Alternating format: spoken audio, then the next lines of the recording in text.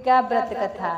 एक बार नैमिषारण्य के निवासी ऋषियों ने संसार के कल्याणार्थ सूत जी से पूछा, हे सूत, कराल कलिकाल में लोगों के बालक किस तरह दीर्घायु होंगे, सो कहिए। सूत जी बोले, जब द्वापर युग का अंत और कलि युग का आरंभ था, उसी समय बहुत सी शोकाकुल स्त्रियों ने आपस में सलाह की कि क्या इस कलिकाल में माता के जीवित रहते ही पुत्र मर जाएंगे। जब इस आपस में कुछ निर्णय नहीं कर सकी तो गौतम जी के पास पूछने के लिए गई। जब उनके पास पहुंचे तो उस समय गौतम जी आनंद के साथ बैठे थे। उनके सामने जाकर उसने मस्तक झुकाकर प्रणाम किया और पूछा, हे प्रभु, इस कलि युग में लोगों के पुत्र किस तरह जीवित रहेंगे, इसके लिए कोई व्रत या तप हो तो कृपा करके बतलाइए। इस तरह उनकी बात सुनकर गौतम जी बोले, आपसे मैं वही बात कहूँगा जो मैंने पहले से सुन रखा है।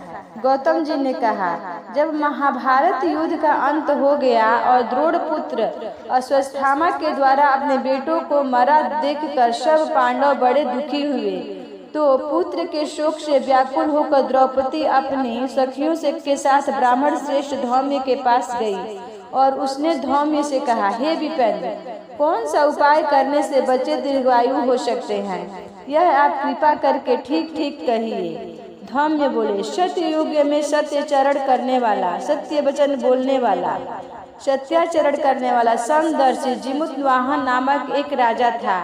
एक बार वह अपनी स्त्री के साथ अपने ससुराल गया और वहीं रहने लगा। एक दिन आधी रात के समय पुत्र के शोक से व्याकुल कोई स्त्री रोने लगी, क्योंकि वह अपने बेटे के दर्शन से निराश हो चुकी थी। उसका पुत्र मर चुका था। वह रोती हुई कहती थी, हाय, मुझ बूढ़ी माता के सामने मेरा बेटा मरा जा रहा है। उसका रुदन सुनकर राजा जिमुतवाहन का तो मानो हृदय विदृढ़ हो गया। वह तत्काल उस स्त्री के पास गया और उससे पूछा, तुम्हारा बेटा कैसे मरा है। बूढ़ी ने कहा, गरुड़ प्रतिदिन आकर गांव के लड़कों को खा जाता है। इस पर उस दयालु राजा ने कहा, माता, अब तुम रोओ मत, आनंद से बैठो, अब मैं तुम्हारे बच्चे को बचाने का यत्न करता हूँ।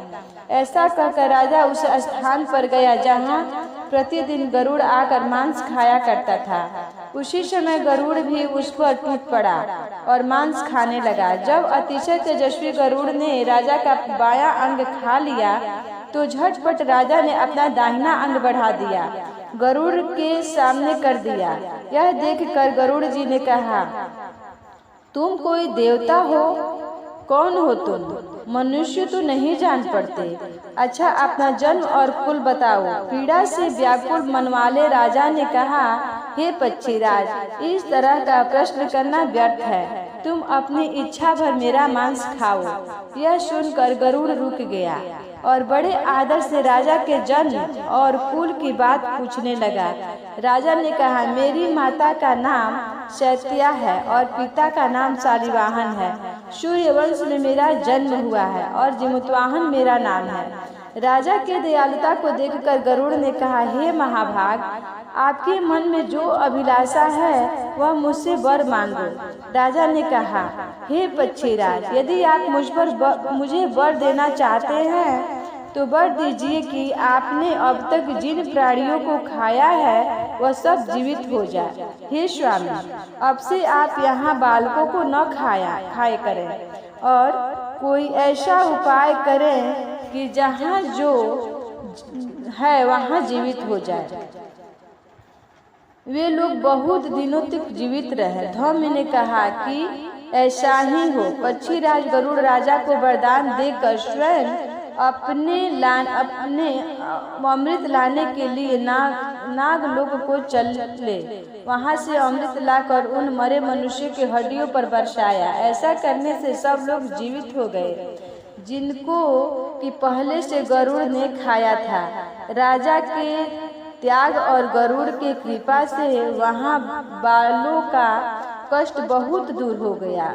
उस समय राजा के शरीर की शोभा दुगुनी हो गई थी। राजा की दयालुता देखकर गरुड़ ने फिर कहा, मैं संसार के कल्याणार्थ एक और वरदान दूंगा। आज अश्विन कृष्ण सप्तमी से रहित शुभ अष्टमी तिथि है। आज तुमने यह प्रजा को जीवन दान दिया है वत्स।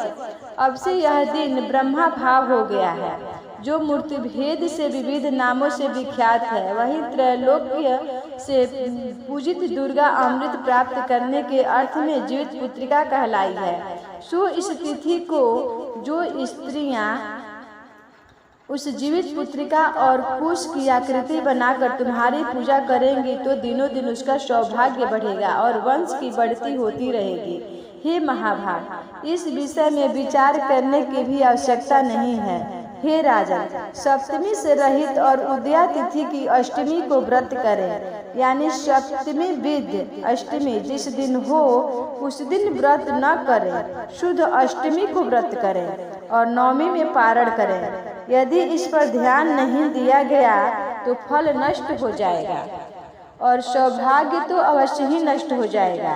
जिमतवाहन को इस तरह वरदान देकर गरुड़ वैकुंठ धाम को चले गए और राजा भी अपनी पत्नी के साथ अपने नगर को वापस चले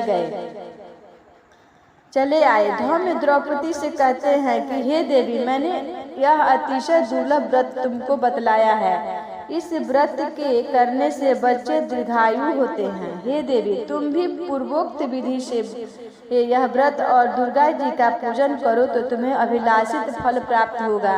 मुनिराज धौम्य के बात सुनकर द्रौपदी के हृदय में एक प्रकार का कौतूहल उत्पन्न हुआ और जीवितवासिनी पुरावासिनी स्त्रियों को बुलाकर उनके साथ यह उत्तम व्रत किया। गौतम ने कहा,